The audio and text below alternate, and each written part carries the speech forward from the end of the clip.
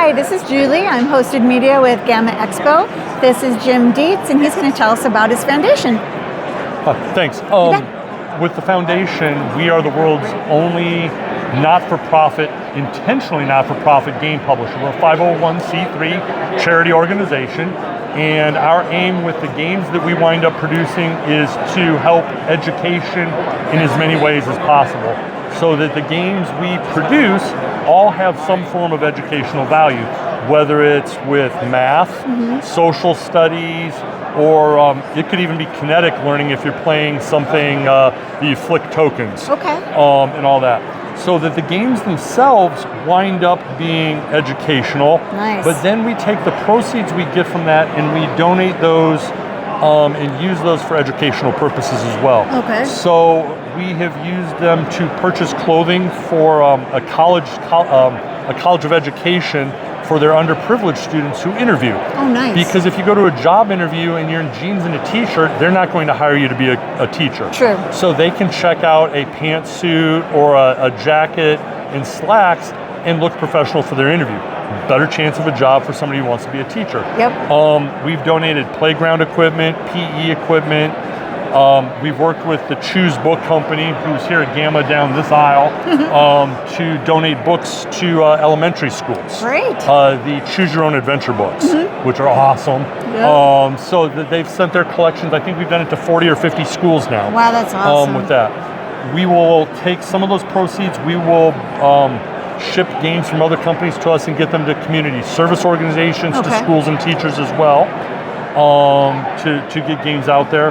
And then with the proceeds, if it's enough, such as Free at Last, we were able to use the money that came in from Free at Last and sales so far to donate to 3 different college endowments and scholarships for people interested in civil rights legislation and law studies related to that. That is so awesome. That is really cool. Now, do you get these into the classrooms as well, or do teachers have to buy these? A little of both. So that with teachers that order from us, if they contact, I should back up. If you go to enough game shows like Origins and Gen Con, everybody and their mom will come up and say, I'm a teacher, can I have a discount? So that for the game companies that are here, if they donate to us, we do all that sifting and sorting for them. So that if a teacher wants to purchase one of our products, they can. What I ask for is a letter from the school and like a purchase order, or that it be paid from the school account. If they do that, I will provide the game basically at cost. And I don't mean like distributor cost, I mean whatever it costs to produce the game.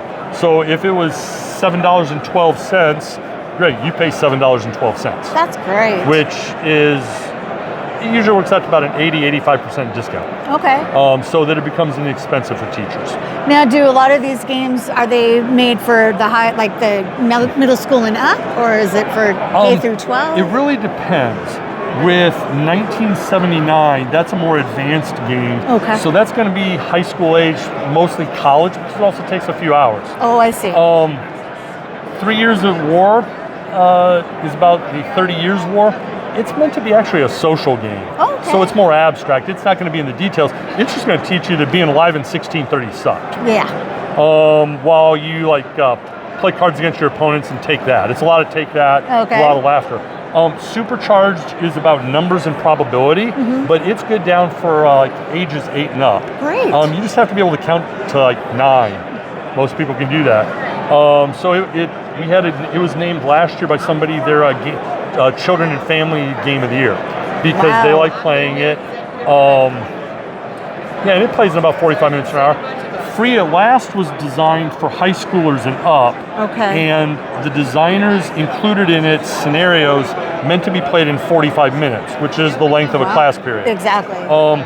With the games from 1979 on, we've included, I'll put that up here, history booklets with it that in this case, on each of the pages, each of the history things in there is numbered, and that corresponds to a number on one of the cards. So if we pull out, card 13 is the Little Rock sit-ins, it has the game events on the card, but in the booklet, it gives a paragraph on what were the sit-ins. That is, Wow, that is really awesome. And then on our website, because there's so much with the civil rights movement, we have a PDF that can be downloaded that costs nothing. Okay. It's worthwhile even if you don't play the game. Sure. But it actually has interactive links where you can click on things to YouTube documentaries of certain events, speeches, protest songs, along with more detailed history of the organizations and individuals that were part of this. Well, I think this is exciting. Yeah, what about this one? Littoral Commander came out on Friday, and it is meant, the designer Sebastian Bay created this, and he's making homemade kits to help Marines learn through playing board games. Okay. And I talked to Sebastian because he runs the Georgetown University War Game Society, which works, he teaches a class on game design. And I did a talk for him, and he's like, man, this is great. I told him, that's easy. This could be made. And he's like, oh, it can't be done cheaply. I was like, sure it can. And so out of that, we made a commercial version.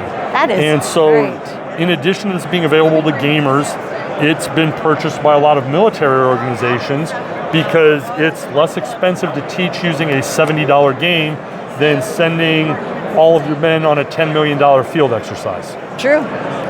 Because you can sit and talk about it. So it's meant to be taught in about 15 minutes. Okay. Whether you are a war gamer or not. The scenarios play in 2 or 3 hours. And then for the professional military education, then you can sit and debrief and talk about what happened. Incredible. So, and we just announced the sequel yesterday, and that'll be on the Baltic Sea, and that'll come out sometime in 2024. That's really exciting. This is just awesome. Congratulations to you. That's really nice. Thank you.